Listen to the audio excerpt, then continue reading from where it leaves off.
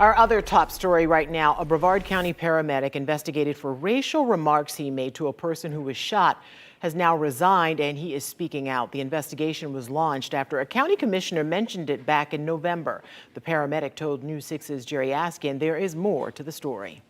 And that firefighter and paramedic said his last day here will be Friday after working for the department for almost 5 years. Brevard Fire Rescue said he provided false information on his application, though that firefighter and paramedic said it's much more to this story. The workplace experience with the department was starting to wear on me. This Brevard County firefighter and paramedic doesn't want to show his face, but he does want to share his story. He's speaking out after submitting his resignation back on January 14th after being under investigation for what many say were insensitive comments towards a shooting victim. I felt that it was time to go. County leaders told News 6 today the paramedic has resigned based on misinformation provided on his application related to his previous employment. Yeah, I would agree that it potentially isn't fully accurate.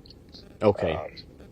But not on purpose or anything, just because I didn't think about it at the time when I filled out the application. But he said there's more to it. Here's a copy of his resignation letter he shared with me, saying in part, he thoroughly enjoyed his experience, but due to unnecessary stressors imposed by leadership, he's resigning for several reasons, including not being valued as an employee. He said he also didn't like being placed on light duty after he said a Brevard County deputy complained on him after his response to an armed white man who was shot last year by a Brevard County sheriff's deputy. You asked me, why did I get shot in the ankle? I wanted to get shot in the chest.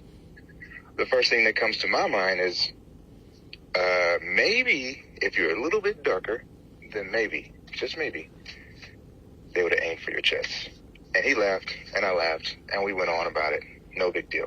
He told me he doesn't regret making those comments. I can't believe I'm on light duty for making light of a situation and joking from my own personal perspective as a black man. A lot of people in America need, they need a little more exposure to other cultures and other types of people. This investigation came after pictures circulated last October of Brevard County firefighter Jake Johnson seen wearing a black face at a costume party. He was placed on light duty at last check. That paramedic and firefighter said he's worked here for almost 5 years and he's never been in trouble before this or written up or anything like that. Brevard County Fire Rescue has not gotten back to us today for an on-camera interview, but we have requested more information to try to find out more. In Brevard County, I'm Jerry Askin, getting results, News 6.